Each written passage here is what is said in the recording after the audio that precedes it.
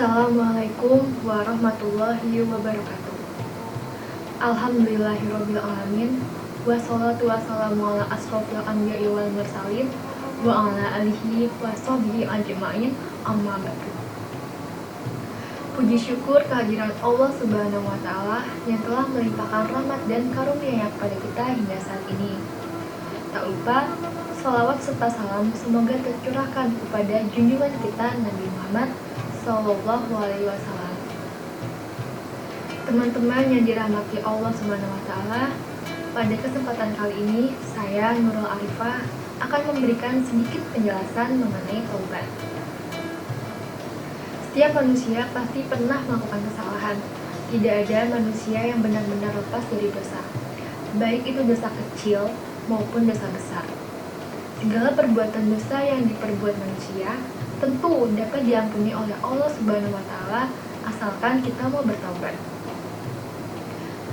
Apa kalian tahu apa taubat itu sebenarnya? Taubat secara bahasa berasal dari kata bahasa Arab yaitu taba yatibu taubat. Kata tersebut memiliki makna penyesalan atau kembali. Mengapa dikatakan penyesalan? Dikatakan penyesalan karena orang yang bertaubat senantiasa menyesali atas perbuatan dosa yang dilakukannya.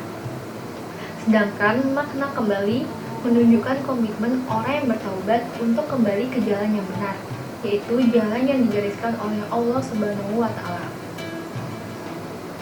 Taubat yang diperintahkan oleh Allah Subhanahu wa Ta'ala kepada manusia yaitu taubat nasuha.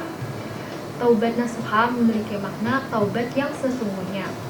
Dalam taubat nasuha, kita sebagai umat muslim harus melibatkan hati, lisan, dan juga tindakan secara berkesinambungan.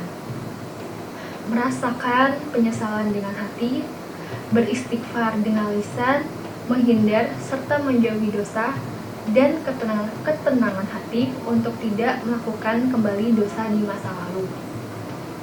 Dalam surat At-Tahrim ayat 8, Allah Subhanahu wa Ta'ala berfirman yang artinya, "Hai orang-orang yang beriman, bertaubatlah kamu dengan taubatan nasuha," yaitu taubat yang semurni-murninya.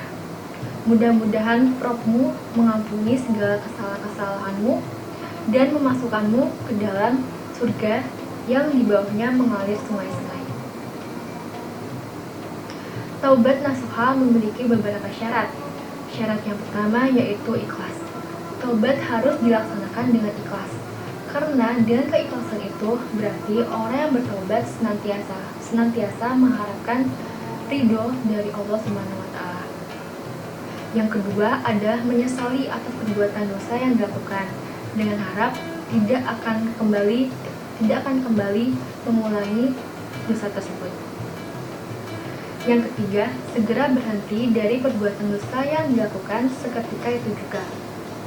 Yang keempat, bertekad untuk tidak mengulangi kembali dosa yang pernah dilakukan di masa yang akan datang, karena tekad tersebut merupakan bukti dari kesungguhan orang yang bertaubat.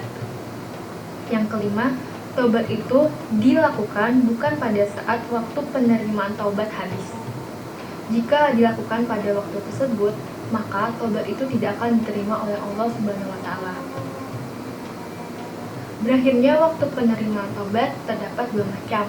Yang pertama, ketika matahari terbit dari sebelah barat. Ketika matahari terbit dari sebelah barat, maka dosa tersebut tidak akan diterima oleh Allah Subhanahu wa Ta'ala. Yang kedua, ketika kematian menghampiri seseorang. Ketika kematian menghampiri seseorang, maka taubat tersebut tidak berguna lagi baginya dan tidak akan diterima oleh Allah Subhanahu wa Ta'ala. Dalam hadis dari Abdullah bin Umar bin Khattab radhiyallahu anhu, Nabi Muhammad SAW bersabda, "Sesungguhnya Allah menerima taubat seseorang hamba selama ruh belum sampai di tenggorokan." Hadis riwayat Ahmad At-Tirmizi. Tidak ada alasan lagi bagi kita untuk menunda-nunda taubat dan mengakui kelemahan kita di hadapan Allah Subhanahu wa Ta'ala. Meskipun dahulu kita mempunyai dosa yang sangat banyak, tetapi ketahuilah bahwasanya dosa tersebut dapat tertutupi apabila kita melakukan taubat. Seperti yang diriwayatkan oleh Ibnu Majah dalam kitabnya, orang yang bertaubat dari dosa seperti orang yang tidak mempunyai dosa. Hadis riwayat Ibnu Majah dan Al-Baihaqi. Demikian hal yang dapat saya sampaikan. Semoga dengan ini dapat menambah keimanan kita, membuka pintu taubat bagi kaum muslim, dan terus istiqomah dalam menjalankan ibadah. Sekian dari saya, kurang lebihnya mohon maaf. Akhirul kalam, subhanakallahumma wa bihamdika asyhadu an la ilaha illa anta astaghfiruka wa atubu ilaik. Wassalamualaikum warahmatullahi wabarakatuh.